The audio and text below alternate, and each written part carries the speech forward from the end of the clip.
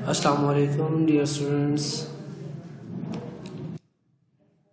आज हमारा जो टॉपिक है वो चैप्टर नंबर 15 के शॉर्ट क्वेश्चंस क्वेश्चन नंबर 1 से लेके क्वेश्चन नंबर 5 तक है। चैप्टर नंबर 15 के क्वेश्चन नंबर 1 में हम डिस्कस करते हैं कि हमारे पास है does the induced EMF in circuit depends on the resistance of the circuit. And दूसरा इसके अंदर पार्ट है does the induced current depend on the resistance of the circuit. हमसे पूछा जा रहा है कि इंड्यूस्ड ईएमएफ जो है सर्किट के अंदर क्या वो डिपेंड करती है सर्किट के रेजिस्टेंस पे। और दूसरा पूछा जा रहा है कि इंड्यूस्ड जो करंट है, इंड्यूस्ड ईएमएफ की वजह से इंड्यूस्ड करंट जो जनरेट हो रहा है क्या वो डिपेंड करता है रेजिस्टेंस ऑफ द सर्किट्स पे। तो हम कहेंगे कि हमारे पास no induced EMF does not depend upon the resistance of the circuit। It's mean कि हमारे पास जो इंड्यूस्ड EMF है वो सर्किट के ऊपर डिपेंड नहीं करती, जो सर्किट की रेजिस्टेंस है उसके ऊपर डिपेंड नहीं करती, क्योंकि this expression induced EMF is equal to हमारे पास है -n del phi over del t। Means कि हमारे पास जो एक्सप्रेशन है ये वाला, ये फैराडे लॉ, ठीक है, कि हमारे पास यहाँ पे एक तो फ्लक्स के ऊपर डिपेंड करती है इंड्यूस्ड ईएमएफ, दूसरे नंबर पे हमारे पास टाइम पर डिपेंड करती है। It's okay. तो हम कहेंगे कि हमारे पास the relation shows that the induced EMF in the coil only depend on the rate of change of magnetic flux and number of turns. ये n जो है हमारे पास ये डायरेक्टली प्रोपोर्शनल है ईएमएफ की। जितने नंबर ऑफ टर्न्स इंक्रीज करते जाएंगे ईएमएफ इंक्रीज होता जाएगा, जितने नंबर ऑफ टर्न्स डिक्रीज करते जाएंगे हमारे पास ईएमएफ जो है वो डिक्रीज होता जाएगा। ठीक है। उसके बाद हम कहते हैं कि number of turns but not depend upon the resistance of the coil. जो कॉइल की रेजिस्टेंस होगी उस पे ऊपर हरगिज़ ये डिपेंड नहीं करेगा। It's okay. अब दूसरा ये जो हमारे पास है डज द इंड्यूस्ड करंट। अब इंड्यूस्ड करंट जो है वो क्या रेजिस्टेंस ऑफ द सर्किट पर डिपेंड करता है? यस, क्योंकि उसने वहां से फ्लो करना होता है। तो हम कहते हैं yes induced current depend upon the resistance of the circuit. हम कहेंगे तो इसके लिए एक्सप्रेशन जो हमारे पास है I is equal to epsilon over R होता है। I is equal to means कि हमारे पास I जो है वो डायरेक्टली प्रोपोर्शनल है ईएमएफ। जितनी ईएमएफ ज्यादा होगी इंड्यूस्ड करंट ज्यादा होगा, जितनी ईएमएफ कम होगी इंड्यूस्ड करंट कम होगा। अब रेजिस्टेंस की इनवर्सली प्रोपोर्शनल है, तो हम कहेंगे जितनी रेजिस्टेंस इंक्रीज करते जाएंगे हमारे पास क्या होता जाएगा? करंट कम होता जाएगा। रेजिस्टेंस कम करते जाएंगे करंट क्या होता जाएगा? ज्यादा। तो इट्स मीन कि रेजिस्टेंस जो है वो डिपेंड करती है किसके ऊपर? सॉरी, करंट जो है वो डिपेंड करता है रेजिस्टेंस के ऊपर। So this expression shows that the value of current depends on resistance of the coil. The smaller the value of the resistance of the coil greater will be value the current। Means कि जो हमने यहाँ पे कहा कि I तब ज्यादा होगा जब R कम होगी।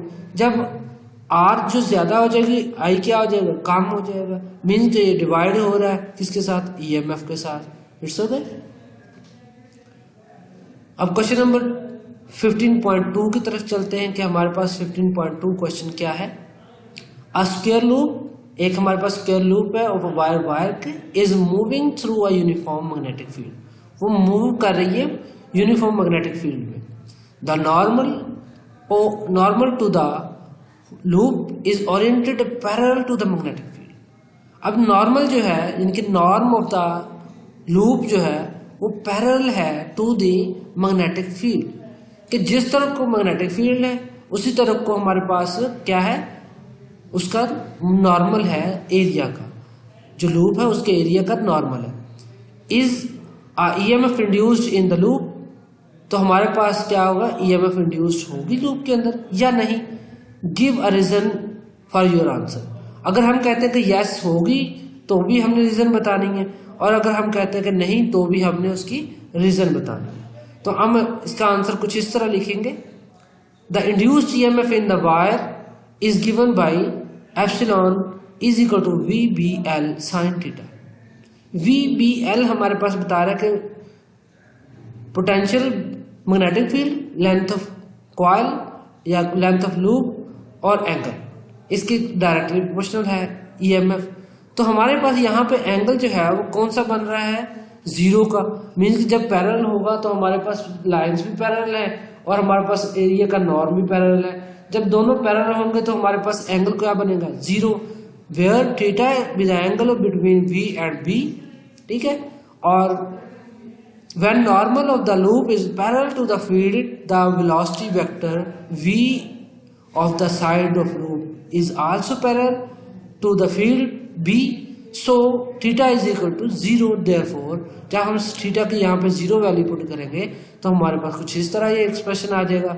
उसके बाद जीरो किसके होता है, इक्वल जीरो के, साइन जीरो जीरो के इक्वल होता है। तो हमारे पास ये जब दूसरी टर्म्स के साथ मल्टीप्लाई होगा तो हमारे पास सारी टर्म क्या हो जाएगी, जीरो। इट्स मीन के वहां पे इंड्यूस्ड ईएमएफ नहीं हो रहा। So EMF induced in the loop is zero, वहां पे कोई भी ईएमएफ इंड्यूस नहीं हो। आइए अब हम देखते हैं क्वेश्चन नंबर 15.3। 15.3 के अंदर हमारे पास वो कह रहा है कि आ लाइट मेटालिक रिंग, कि हमारे पास एक लाइट मेटालिक रिंग है, is release from above into a vertical bar magnet. तो वो एक मैग्नेटिक बार है कि हमारे पास नॉर्थ ईस्ट जो है वो बार मैग्नेट है। एज इन द फिगर, हमारे पास ये फिगर है, इसके अंदर शो करवाया गया, ये हमारे पास बार मैग्नेट है और ये हमारे पास एक रिंग है, ठीक है। व्यू फ्रॉम अबव, हमने ऊपर से देखना है, ऊपर वाली साइड से, ठीक है, ऊपर वाली साइड से नीचे वाली साइड को देखना है। Does the current flow clockwise और anti clockwise in the ring. हमने लेंस लॉ के अंदर यह तरीकाकार पढ़ा था कि हमने जब बार मैग्नेट रखना है तो हमने बार मैग्नेट में एन की तरफ अंगूठा रखना है अपना, जिस तरफ भी एन होगा उस तरफ को हमने नॉर्थ पोल की तरफ अपना राइट हैंड रूल अप्लाई करते वक्त हमने क्या करना है, अपना थंब जो है, अंगूठा जो है, हमने किस तरफ को रखना है, नॉर्थ पोल की तरफ। अब यहाँ पे देखें कि हमारा यहाँ पे जब हम ऊपर की तरफ से देखेंगे तो हम क्या करेंगे, अपना अंगूठा जो है, अपना थंब जो है वो नीचे वाली साइड को रखेंगे। आप राइट हैंड का थंब अपने नीचे की तरफ करेंगे जी। उसके बाद आपके पास इसकी फिंगर्स जो है वो कर्ल करें। जब आप फिंगर्स कर्ल करेंगे तो वो क्या होंगी, इस तरफ को होंगी। अब ऊपर से आप उल्टा हाथ, इनकी आपका जो थंब है वो नीचे साइड को है, तो हम देखेंगे ऊपर वाली साइड से फिंगर्स को कर्ल करेंगे तो हमारे पास जो है एंटी क्लॉकवाइज हमको शो होगा। मीन कि हमारे पास क्लॉकवाइज शो होगा हमें, कि हमारे पास इस तरह है कि ये इस तरफ को क्लॉकवाइज की सुइयां भी जो है इस तरफ को घूमती हैं, तो हमारे पास किस तरफ को शो होगा कि उसके बिल्कुल क्लॉकवाइज शो होगा। इट्स ओके कि इस तरफ 1 होता है, 2 होता है, 3 होता है, 4 5 6 7 इस तरफ हमारे पास गिनती लिखी होती है क्लॉक के ऊपर, ठीक है। तो हमारे पास इसी तरह सुई जो है क्लॉक की मूव करती है, हमारी फिंगर्स भी इसी तरह कर्ल करेंगे। It's okay. तो हम इसका आंसर लिखेंगे, according to Lenz law the direction of the induced current is opposite to the cause which produce it. Current जिस वजह से प्रोड्यूस होता है उसके उलट डायरेक्शन में मूव करता है।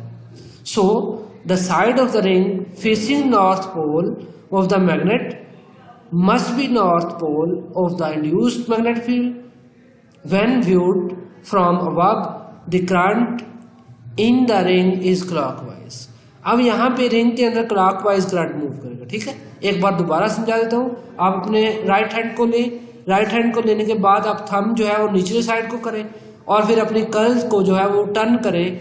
जो हमारे पास यहाँ पर कर्ल्स है, फिंगर कर्ल जो है वो आपके पास करंट को शो करती है, करंट जिस डायरेक्शन में मूव करती है, ठीक है। और मैग्नेटिक फील्ड लाइन जो है आपके थंब की वजह से डायरेक्शन शो होगी कि वो नीचे की तरफ है, ठीक है जी। उसके बाद आपके पास क्वेश्चन नंबर है 15.4।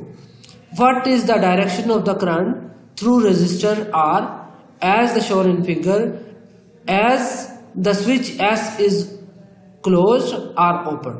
हमारे पास फिगर ये है। हम कहते हैं what is the direction of current through the resistor।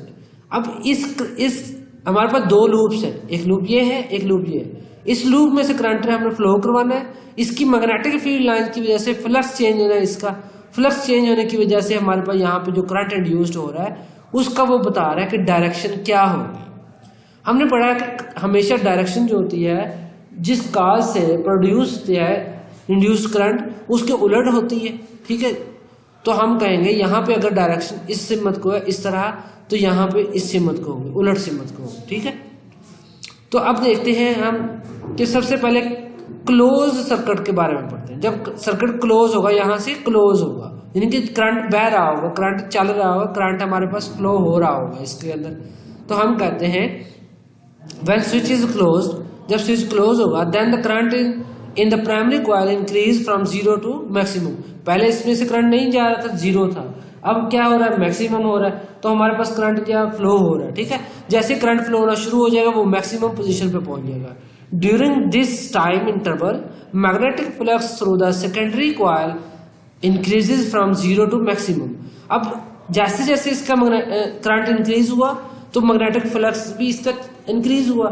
ठीक है, मैग्नेटिक फील्ड लाइंस भी इंक्रीज हुई, तो हमारे पास मैग्नेटिक फील्ड इंक्रीज होने की वजह से इसका मैग्नेटिक फ्लक्स भी इंक्रीज होगा। पहले 0 था, फिर इंक्रीज होगा। जब इंक्रीज हुआ तो हमारे पास मैग्नेटिक फ्लक्स चेंज होने की वजह से यहाँ पे क्या होगा, इंड्यूस्ड ईएमएफ क्रिएट होगा और वो करंट प्रोड्यूस करेगा। ठीक है, करंट प्रोड्यूस करेगा।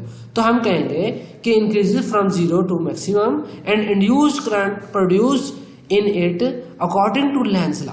अब लेंज लॉ के जरिए हम देखना है, हमने फिंगर जो है, अपना थंब जो है किस तरफ को करना है, हमने एन की तरफ। अब यहाँ से एन की तरफ करेंगे तो हमारे पास यहाँ पे क्या होगा, एंटी क्लॉकवाइज, और यहाँ पे क्या होगा, क्लॉकवाइज डायरेक्शन शो होगी। तो हम कहते हैं the current through the secondary coil should flow in anti clockwise direction and current through the resistor will be left to right. ठीक है, हमारे पास रेजिस्टर में लेफ्ट टू राइट होगी। उसके बाद हम जब ओपन करते हैं स्विच को तो हमारे पास कोई भी फ्लक्स चेंज नहीं होगा। ठीक है, तो हमारे पास ना ही करंट होगा, और जब इसके अंदर करंट नहीं होगा तो यहाँ पे ऑपोजिट इसके होता है, तो ये इंक्रीज करने की कोशिश करें तो ये उलट डायरेक्शन के अंदर राइट टू लेफ्ट मूव करना शुरू कर देगा। सो हम कहते हैं however if the switch is open the induced current in through secondary should flow in clockwise direction, so the current through resistor R will flow from right to left। अब हमारे पास question number हमारे पास 5 है कि does the induced EMF always act to decrease the magnetic flux through the circuit? कि हमारे पास जो induced EMF होती है वो एक्ट करती है डिक्रीज करने की मैग्नेटिक फ्लक्स को थ्रू द सर्किट में। यस, क्योंकि देखिए अगर यहाँ पे करंट बह रहा है, इसकी मैग्नेटिक फील्ड लाइंस प्रोड्यूस हो रही हैं, इस मैग्नेटिक फील्ड लाइंस की वजह से इसमें इंड्यूस्ड ईएमएफ हो रहा है, इसका फ्लक्स चेंज हो रहा है, इंड्यूस्ड ईएमएफ हो रहा है। ये इंड्यूस्ड ईएमएफ ऑपोजिट काम करेगा। अगर इसका करंट इंक्रीज हो रहा है ये इसे डिक्रीज करने की कोशिश करेगा, इसका करंट डिक्रीज हो रहा है तो ये इसका करंट इंक्रीज करने की कोशिश करेगा।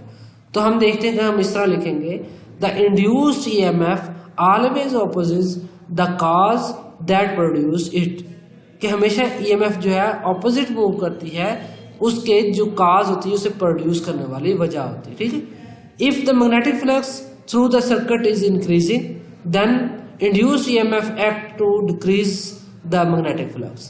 If the magnetic flux through the circuit is decreasing, then induced EMF acts to decrease the magnetic flux.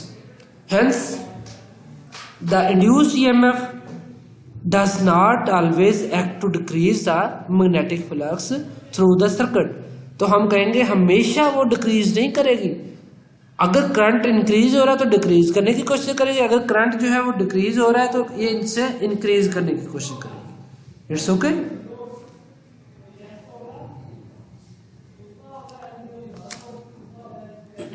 ठीक है बच्चों, उम्मीद करता हूं कि आपको समझ आ गई होगी। तो ये क्वेश्चन थे, क्वेश्चन नंबर 1 से लेके क्वेश्चन नंबर 5 तक हमने पढ़ा है चैप्टर नंबर 15 का। तो अगर कोई डिफिकल्टी महसूस होती है आपको बच्चों तो आप कमेंट के अंदर क्वेश्चन पूछें, इंशाल्लाह हम आपके क्वेश्चंस का आंसर प्रोवाइड करेंगे। अस्सलाम वालेकुम, फी अमानिल्लाह।